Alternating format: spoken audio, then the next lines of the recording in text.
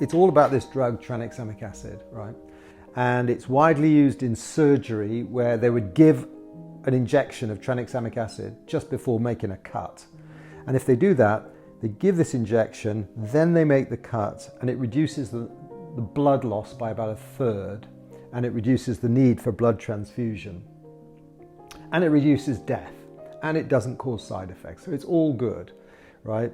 So we did this big trial, and the ones that got tranexamic acid were 1/3 less likely to die.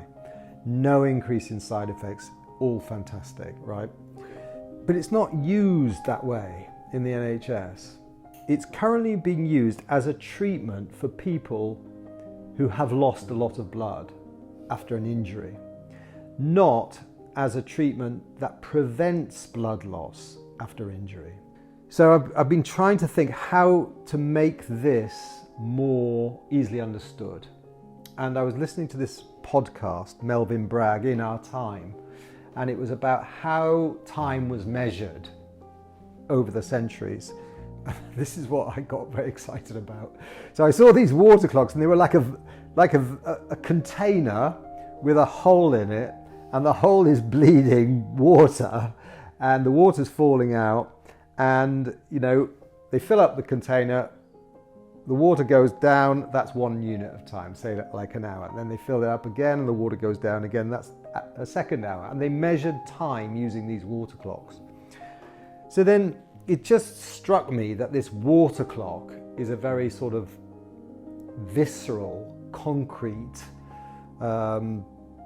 physical way to link time and bleeding.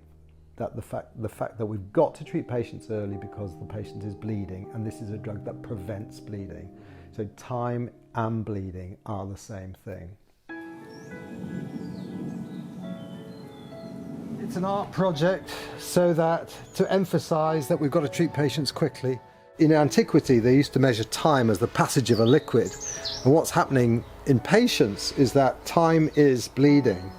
And so this is a kind of blood clock that shows that actually what's happening, the longer you leave it before you treat someone, the more blood they've shed.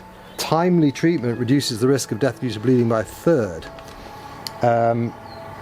The thing is, the timely treatment, you've got to get it in early, preferably in the first hour after injury, preferably in the first 10 minutes after injury.